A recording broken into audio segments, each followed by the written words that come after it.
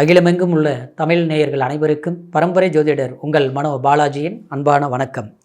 மகர ராசியில் பிறந்த அன்பர்களுக்கு சுக்கிர பகவானின் பெயர்ச்சி இது பிப்ரவரி மாதம் 5ஆம் தேதி.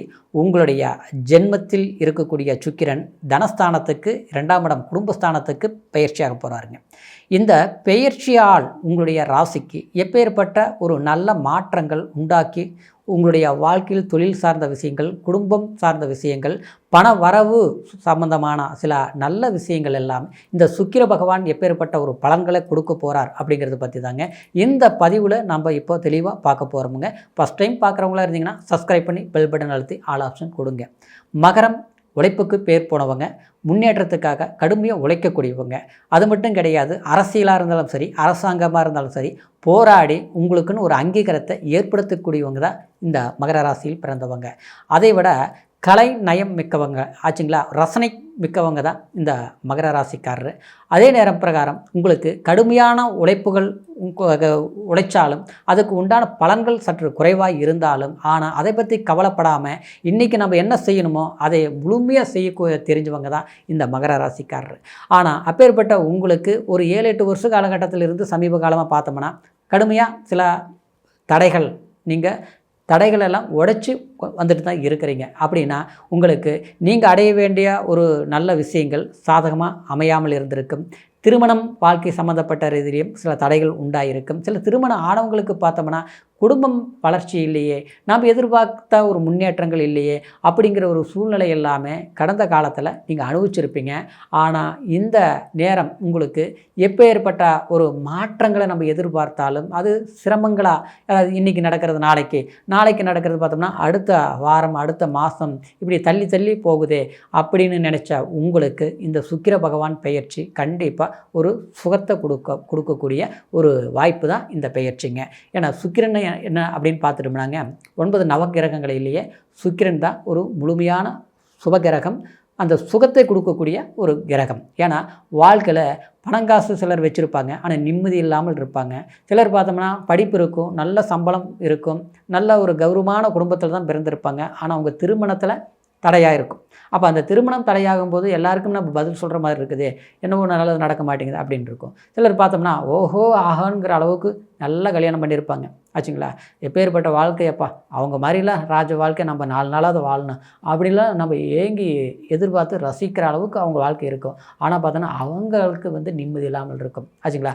4 பேர் மத்தியில் சந்தோஷமாக வாழ்கிறது, பெருமையாக காட்டிக்கிறது அது வாழ்க்கை கிடையாது. நம்ம மனசுக்கு நம்ம சந்தோஷமாக வாழ்கிறதாங்க வாழ்க்கை. ஆனால் அப்படி ஒருத்தர் வாழ்கிறாங்கன்னா அவங்களுக்கு இந்த சுக்கிரன் பலமாக இருக்கணும். ஏன்னா அந்த சந்தோஷத்தை கொடுக்குறதே அந்த சுக்கிரன் தாங்க, சரிங்களா.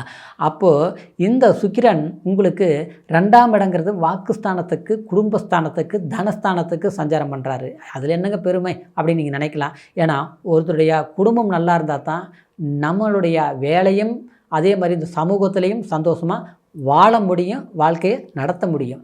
அப்போது அந்த ஸ்தானத்துக்கு சுக்கிரன் வர்றது ரொம்ப ரொம்ப நல்ல விஷயங்க. ஏன்னா உங்களுக்கு பூர்வ புண்ணிய புத்திராதிபதிய சுக்கிரன், சரிங்களா. அது மட்டும் கிடையாதுங்க, உங்களுடைய ராசிக்கு அதாவது 10ஆம் அதிபதியாகவும் வரக்கூடியவர் சுக்கிரன். ரொம்ப ரொம்ப முக்கியமான கிரகம் சுக்கிரன். ஏன்னா உங்களுடைய ராசிக்கு சுக்கிரன் தான் ரொம்ப வேண்டியப்பட்ட கிரகம். அப்பேற்பட்ட ஒரு ஸ்தானத்தில் இருக்கக்கூடிய சுக்கிரனை, அதாவது குரு பார்வை பலம் பெறும்போது கண்டிப்பாக நீங்கள் நினச்ச சில விஷயங்கள் எல்லாமே சக்ஸஸ் பண்ணிக்கோங்க, சரிங்களா. திருமணம் சம்மந்தப்பட்ட விஷயங்களும், குடும்ப வாழ்க்கை சம்மந்தப்பட்ட விஷயங்களும், புத்திர பாக்கியம் சம்மந்தப்பட்ட விஷயங்களும், பணத்தால் வெற்றியாளராக வளரக்கூடிய சில வாய்ப்புகளும் ஆச்சுங்களா.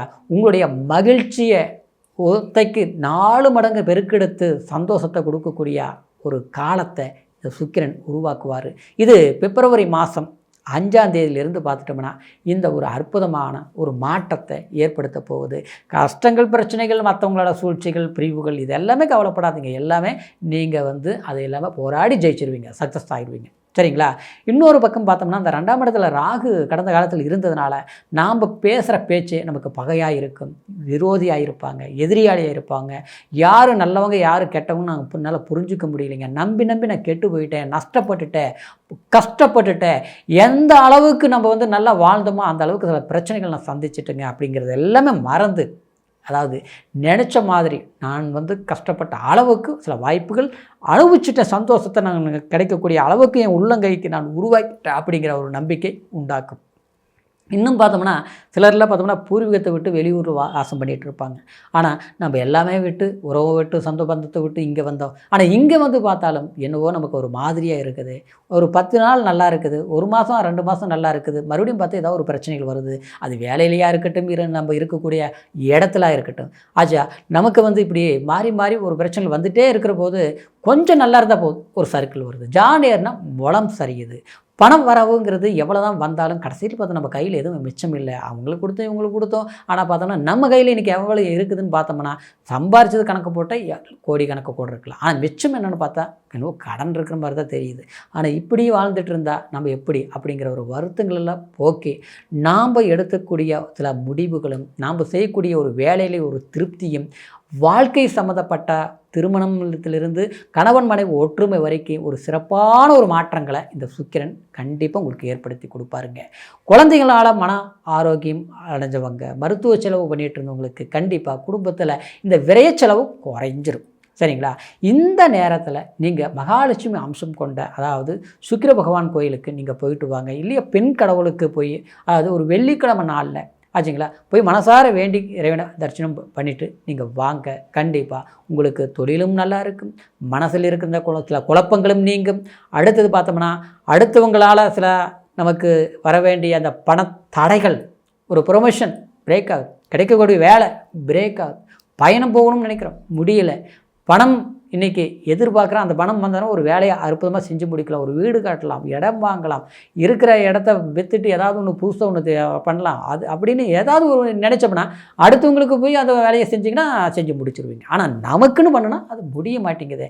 அந்த நிலைகள் எல்லாமே கண்டிப்பாக மாற்றங்களாக அதாவது கொடுத்து அதாவது ஒரு முன்னேற்றத்தை ஏற்படுத்தக்கூடிய ஒரு காரணி கிரகம்தான் இந்த சுக்கிரன். ஏன்னா சுக்கிரனுங்கிறது வண்டி வாகனம் முதல் கொண்டு ஒரு நல்ல கார் அமையணும்னாலும் சுக்கிரன் நல்லா இருக்கணும், நல்ல வீடு அமையணும்னாலும் சுக்கிரன் நல்லா இருக்கணும், நல்ல ட்ரெஸ் அமையணும்னாலும் சுக்கிரன் நல்லா இருக்கணும், சந்தோஷத்தை அனுபவிக்கணும்னா சுகம்னு சொல்கிறோம் இல்லைங்களா, அந்த சுகம்ங்கிறது எல்லா விஷயத்திலும் சுகம் இருக்குது. சரிங்களா?